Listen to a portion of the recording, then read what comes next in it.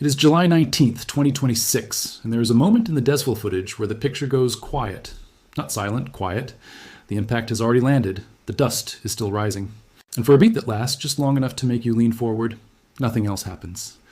Then the ground opens a second time, on its own from underneath, and fire starts climbing out of the earth in separate columns, one after another, like something buried down there is still deciding how many times it wants to explode. That pause is the most important half-second of footage this conflict has produced so far, because that pause is the sound of a bomb finding something it was never supposed to find. Every strike before this one told a story about the surface of Iran, radar dishes, patrol boats, command buildings you could point a camera at and see the whole target in one frame. Dezful does not work that way. What you see on camera is not the target. The target is underneath what you see, and what you are actually watching is the Earth being forced to reveal what Iran spent years trying to make sure it never had to. But let's back all the way up, because the location matters as much as the weapon does.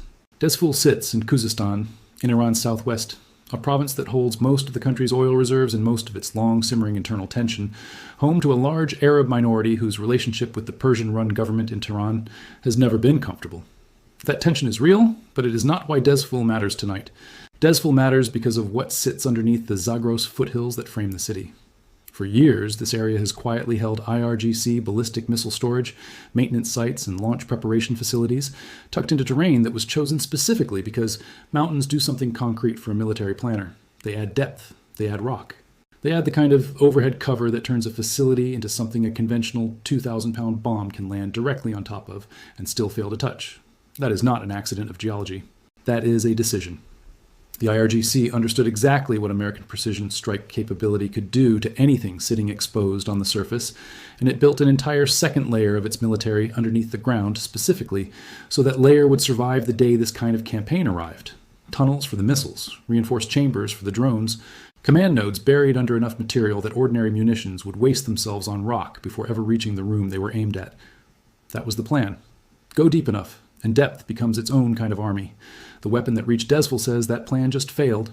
Analysts assessing the footage put it at minimum in the 5,000-pound bunker-busting class, almost certainly the GBU-28, a hardened penetrator purpose-built by the U.S. Air Force to solve exactly this problem.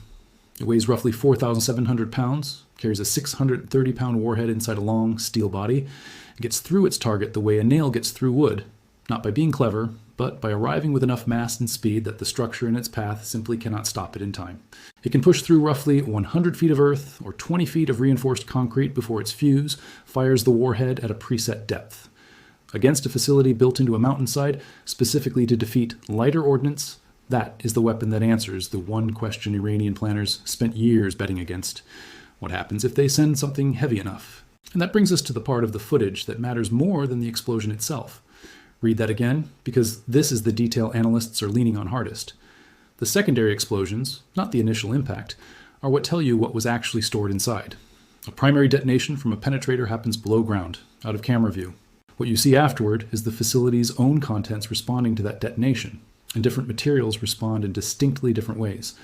Solid rocket propellant, the fuel that lets Iran's ballistic missiles sit ready to fire without the delay of last-minute fueling, burns in a fast, climbing, sustained column.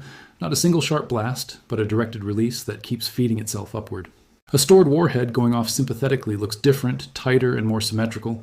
Ammunition cooks off in a rapid stutter of smaller detonations. Drone fuel burns low and sustained rather than climbing.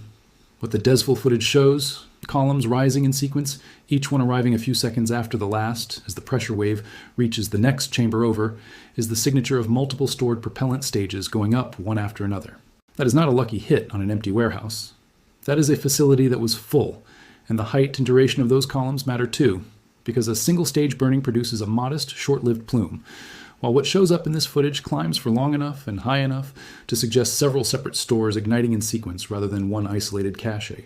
Which means the missiles that were stored there are not an abstraction anymore. They are not going to appear over an airbase in Jordan or a military installation in Bahrain or Kuwait. They are gone, along with whatever portion of Iran's ballistic missile inventory this specific chamber represented, and the ballistic missile force is not a side capability for the IRGC. It is the centerpiece. Not the Air Force, flying aircraft decades old that never reach altitude before the fight is already over. Not the Navy, which has been steadily reduced by carrier-launched strikes and drone engagements in the Gulf. The missiles are the one weapon the IRGC has always believed gave it real reach. the ability to threaten something outside its own borders that its other forces simply cannot touch. That belief is what is burning in this footage. Here's where the arithmetic gets serious. Iran entered this phase of the conflict with a fixed number of missiles and a fixed number of facilities able to store, maintain, and prepare them. And the American campaign has been working that equation from every angle at once, hitting the missiles and storage, hitting the launch infrastructure that gets them airborne, hitting the rail corridors that would carry replacement stock in from outside the country, and now hitting the most protected reserve of all, the underground storage that was supposed to be untouchable. None of what has been destroyed in these strikes gets rebuilt on a timeline that matters to the current fight. The rail lines are down, the port at Chabahar has been degraded, a naval blockade has covered Iranian ports since the middle of the month. Nothing is coming in to replace what just burned in Dezful.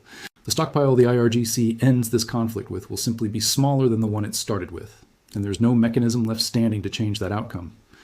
Now for the number that puts all of this in proportion, because it is the single most underused fact in coverage of this entire campaign, Iran is roughly 2.5 times the size of Texas. That is not a geography trivia point. It is the actual constraint governing everything CENTCOM can accomplish and how long it takes to accomplish it. A country that size holds installations, storage sites, radar networks, naval bases, and hardened underground facilities scattered across a landmass that requires sustained operations measured in weeks and months. Not the tidy nightly numbers, 80 targets here, 90 there, that headlines like to lead with. Those numbers are real, but against a country this size, they mark the start of a degradation campaign, not its finish line. The sequence being followed looks deliberate. First the surface threats to shipping, then the logistics that sustain those threats, then the financial architecture funding the whole apparatus. And only once the campaign has the right class of penetrating weapon in hand, the hardened underground reserves. Dezful, at the 5,000-pound level, is the visible marker that the campaign has crossed into that final stage. Think about what that sequencing actually implies about the planning behind it. A campaign that started with radar and patrol boats and worked its way, night by night, toward the exact class of target it is now striking, did not arrive at this stage by accident. Someone built a target list years before this conflict ever started, mapped against exactly the kind of infrastructure Iran was known to be building underground, and then waited for the operational and political conditions that would let that list actually be executed in sequence. The strikes on Dezful are not an escalation improvised in response to Iranian provocation. They are a scheduled arrival at a phase that was always going to come once the earlier phases were complete. That distinction matters, because it means the pace of what happens next is not primarily being set by what Iran does or says in response. It is being set by how much of the target list remains, and how quickly the weapons capable of reaching what's left can be brought to bear. And releasing this specific footage was not incidental. CENTCOM does not publish video of every strike it runs. Choosing to show this one, cascading fire pouring out of a mountainside, is a message sent to several audiences at once. To the IRGC's surviving commanders, it says that whatever depth they thought was safe needs to be recalculated immediately, because the weapon that reached Dezful can reach the same depth wherever else they've buried their inventory. To the Iranian public, it says the missile program held up for decades as proof of national self-sufficiency just burned on camera, visible from hundreds of miles away, for anyone with a phone to watch. And to the engineers responsible for the hardened facility near Natanz, publicly referred to as Pickaxe Mountain, it says something even sharper. That facility was built to survive exactly this generation of American penetrating weapons, and Dezful is now the clearest evidence available of what that generation of weapons actually does when it reaches something built to survive it. There is a heavier option still sitting in reserve above the GBU-28 used at Dezful. The GBU-57, the massive ordnance penetrator, weighs 30,000 pounds, is carried exclusively by the B-2 Spirit, and represents the top of the American penetrating munition inventory, the weapon that would be used against the single most hardened target in this entire theater. The president has already named that target publicly. A former Iranian official has warned that striking it would turn the region into something close to hell, language that reads less like posturing and more like an honest description of what Tehran's institutional decision-makers believe they would be obligated to do in response. Whether the American side's calculation that the value of destroying that facility outweighs whatever comes after holds steady is being tested in real time by exactly the kind of evidence Dezful just produced. There's a piece of history in this that deserves a moment because it explains why this program was never purely strategic for Iran. Dezful was one of the most heavily struck Iranian cities during the 8-year war with Iraq, absorbing repeated missile attacks used deliberately to break civilian morale. That memory is part of why the IRGC built its own ballistic missile program into the most capable force of its kind in the region outside Israel. The missiles were never just hardware. They were proof to a population that had lived under exactly this kind of bombardment before that it would never happen again without an answer. Watching that inventory burn in secondary explosions is not simply a military setback. It is a direct hit on an institutional identity built specifically around never being on the receiving end of this, again, inside a command structure whose supreme leader has reportedly been publicly invisible for well over 100 days, and whose field commanders are being removed one strike at a time. That is not an environment built for calm recalculation. It is an environment built for the opposite, and an institution that feels its core deterrent burning does not typically respond by holding still. It's worth separating the three kinds of pressure actually converging on Tehran at this exact moment, because none of them alone would be decisive. But together, they compound in a way that a single track never could.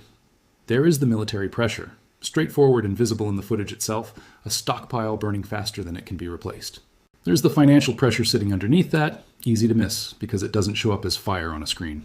Iran's ballistic missile program represents decades of accumulated investment, not just the missiles, but the personnel trained to maintain them, the technical knowledge built up around them, the storage infrastructure engineered to protect them, all of it funded through oil revenue and state procurement budgets that are themselves already strained by the broader conflict.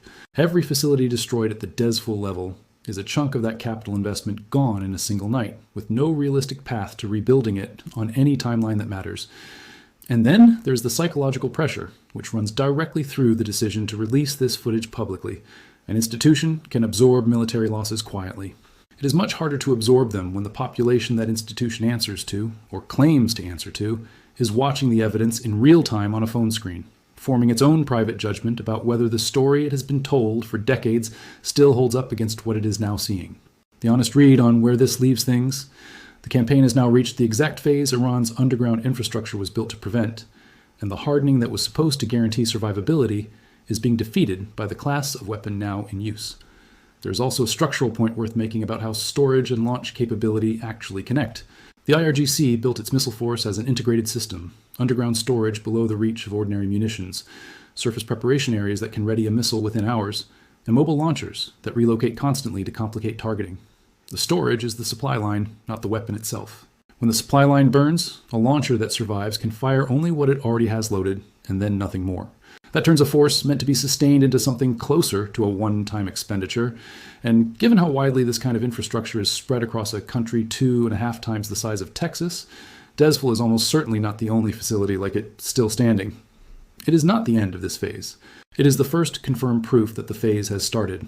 Watch the plumes again if you go back to the footage. Each one is a missile that is not going to reach Jordan, Bahrain, or Kuwait, a piece of Iran's most closely guarded deterrent that the campaign reached before Tehran could use it.